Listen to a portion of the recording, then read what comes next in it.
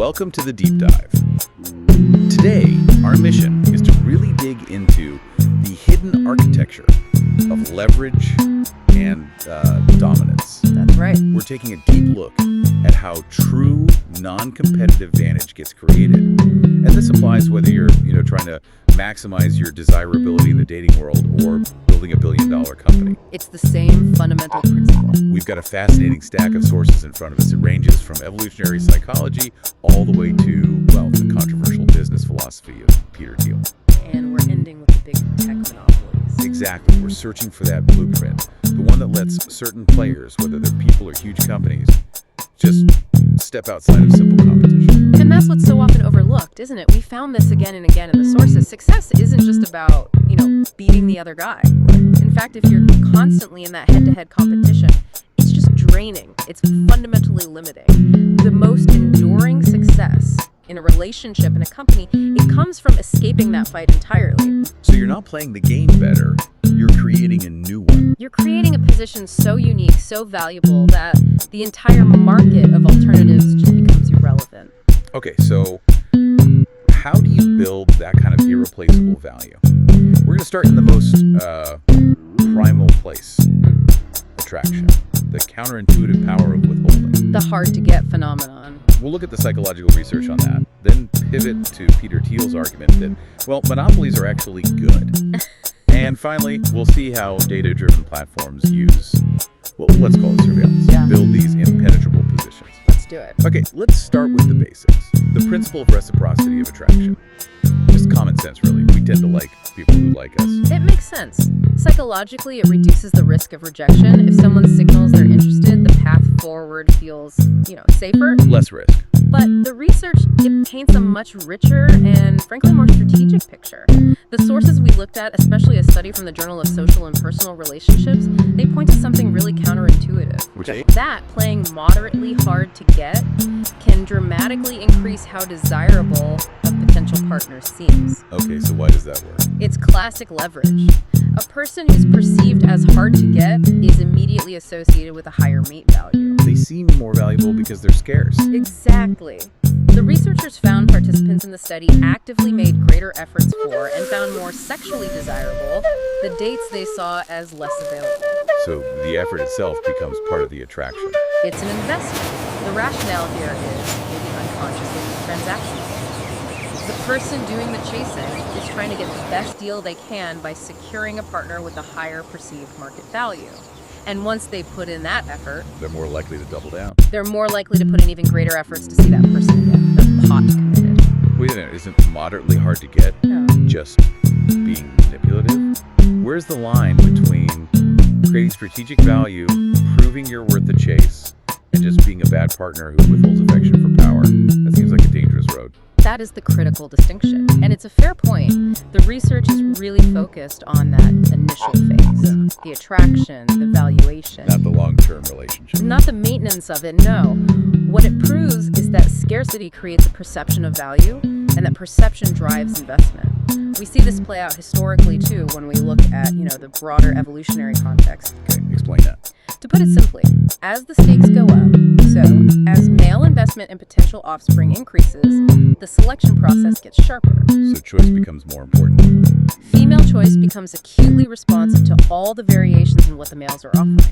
The better the potential investment, the sharper the criteria for selection. And on the flip side, conversely, males, when they're investing more, they have to exert greater choice based on female quality. They have to actively compete for access to resources. The main takeaway is that variation and scarcity they force a higher valuation and drive intense competition.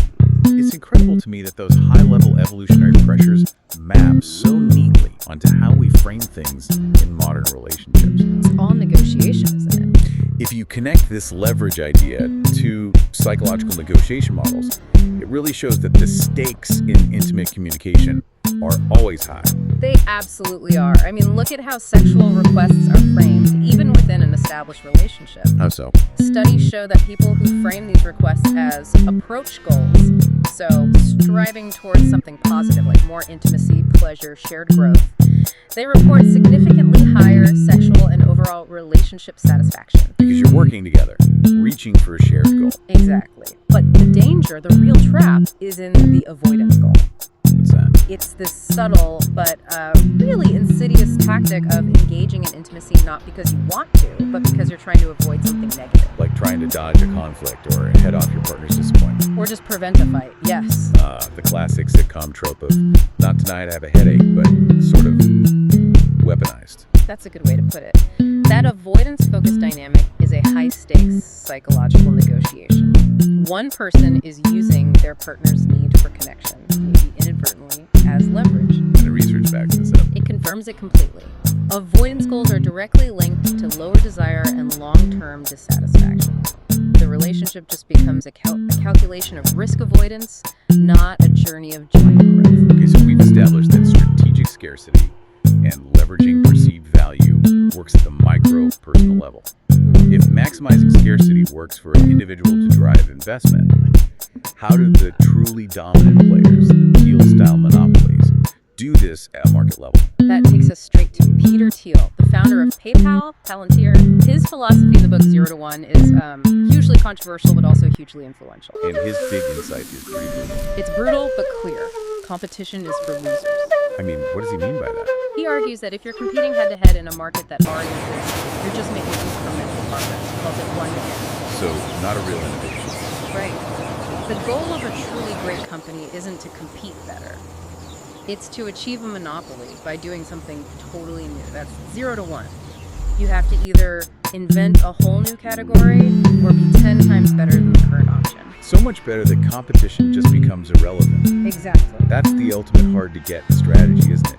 You're so uniquely valuable that no one can even look for a replacement. And great companies, Thiel says, have to build structural defenses. He famously calls them moats. Right, the moat. And we should be specific about what those are. First, you need technology, some proprietary solution that's hard to replicate. The network effects. Right. The more people use it, the more valuable it becomes for everyone. Think Facebook, Google. Third is brand, which creates that instant loyalty. And finally, scale. Being so big, you have efficiencies no small competitor can ever match. Those 4 moats make sure that even if someone builds a 1x alternative, they just can't breach the walls. It makes it almost existentially difficult for a challenger. Thiel also talks about the last mover advantage. Yes, this is key. It's not about being first to market. Why not? Because being the first mover often just means you're the one who makes all the early mistakes. You pave the way for someone else to come in and perfect the model. So the last mover is the one who actually wins the category. They're the one who dominates it enduringly, like Amazon. They started in competitive retail, but they used their moats, especially technology and scale, to become more and more of a retail monopoly. They shifted the whole game from competitive pricing to necessary infrastructure. And drawing that parallel back to our discussion on personal value, that guiding question for a startup, what important truth do very few people agree with you on? That applies to defining a personal vision too. It's about cultivating a singular, irreplaceable position. Look at historical figures who did this. Cleopatra, for instance. Okay. Her political skill, her intelligence, her seduction. It was all leveraged to secure strategic alliances. Rome and Egypt. These were fundamentally transactional, power-driven deals. She wasn't competing for male affection in the normal sense. She was making deals based on a political valuation that no one else could offer. She had a monopoly on what she could bring to the table. Or what about Nina Delanclos? Much less famous, but equally strategic. An amazing example. She managed to retain leverage over dozens of lovers her whole life by deliberately avoiding the chains of matrimony and setting up these rigorous rules of engagement. That structure was her moat. It was. She adopted this life of regulated pleasure, and she famously retained only as much of the female character as society basically forced upon her. Her rules of access, her ability to walk away, it created immense demand and scarcity. She understood, as she said, that the unskillful woman expends in a single day everything that might keep alive the inclination she had excited. She controlled the supply of her own attention. Perfectly put. So whether it's the 17th century or the 21st, the strategy is maximize your uniqueness, create demand, and enforce the rules. But the monopolists today, they're not using wit or royal alliances, they're using algorithms and data to build these invisible moats. And that's the transition to the modern era of dominance. GFAM, Google, Amazon. Amazon, Facebook, Apple, Microsoft. Their dominance is reinforced by aggressively just eliminating the competition. Well, sources show that Amazon, Facebook, and Google, just those three, made close to 500 acquisitions since 2010. They're buying up the competition and working to become a threat. And the secret sauce is data. It's the systematic capture and analysis of data. It's absolutely critical. It lets them monitor and control assets and, well, individuals to a degree that was impossible before. This is where we get that critique of surveillance capitalism. These platforms seem free. But they're actually enrolling you, the user, into pursuing the platform's goals. It's not just selling ads, it's refining their control over the entire market. And what's terrifying is that this data control gives them unique advantages, things like dynamic pricing models that change based on your user history or location. No smaller competitor can ever access that. They control the flow of commerce and information. They eliminate fair competition. And this is where the power of that monopoly becomes financially quantifiable.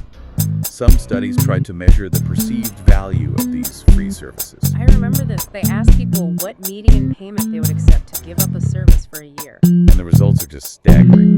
Give up search engines for 1 year. The median accepted payment is $17,000. $17,000. And for email, it's $7,000. Think about that. We use these things for free.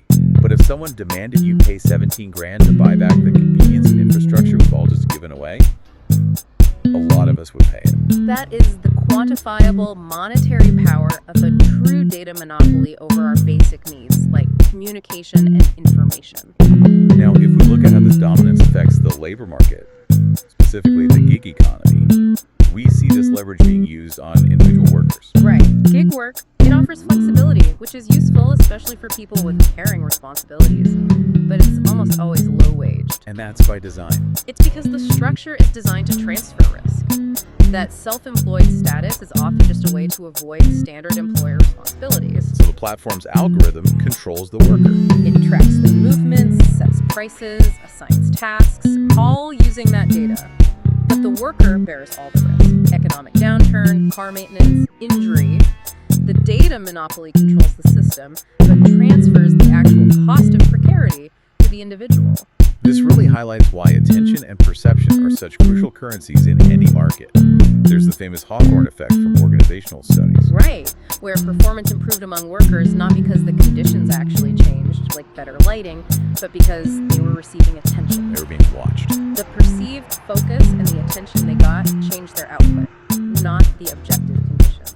And that phenomenon ties directly back to our first topic, on attraction and value. It shows that crucial gap between what we report and what's real. Exactly. Survey estimates of, say, news consumption on social media are often 2 or 3 times higher than estimates from passively collected data. People report what they think they should be doing.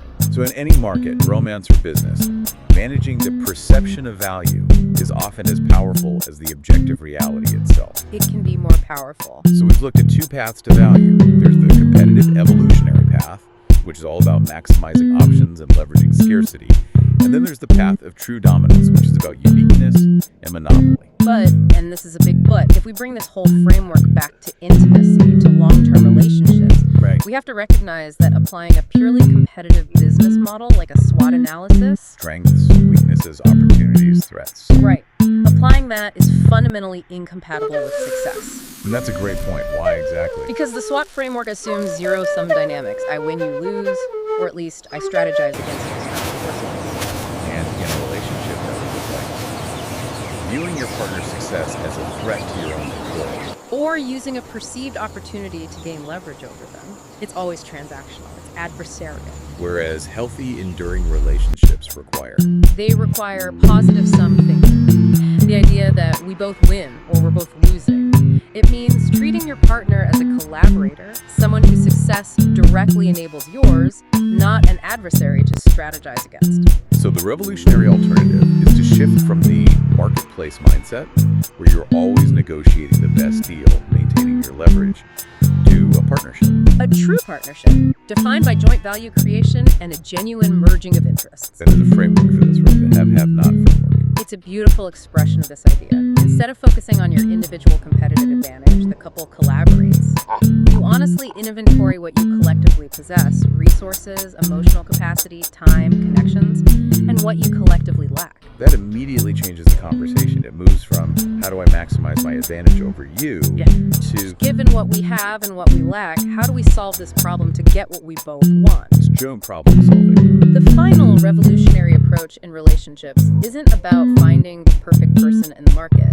It's about creating a partnership so unique through mutual investment and shared goals that all the other alternatives become structurally and emotionally irrelevant. You don't compete better in the market. You create a new category of enduring connection entirely. You leave the market behind. The paradox is so clear. Leverage might buy you a seat at the table, but it's partnership that wins the long game. Strategy, whether in romance or business, hinges on the quality of the value you create and your ability to avoid that crowded field. The competitive path relies on scarcity and individual leverage. The truly successful path relies on unique, overwhelming value and ultimately collaboration. Which suggests there's a necessary sequence here. I think so. First, you have to understand the competitive game and the role of leverage. Because if you don't understand the market, you'll be exploited by it. Know the rules before you break them. Second, you have to define your unique, irreplaceable value, your personal monopoly. And finally, when you do commit, you have to commit fully to creating a collaborative, non-competitive future together. Which leads us to the final question for you to think about. It does. It raises an important question. If, in the competitive dating market, maintaining leverage means selective withholding, and in the successful business world, monopoly means overwhelming dominance, where do you draw the line between maximizing your individual market value and committing to the vulnerability that's required for genuine, revolutionary joint value creation? Something to mull over until our next deep dive.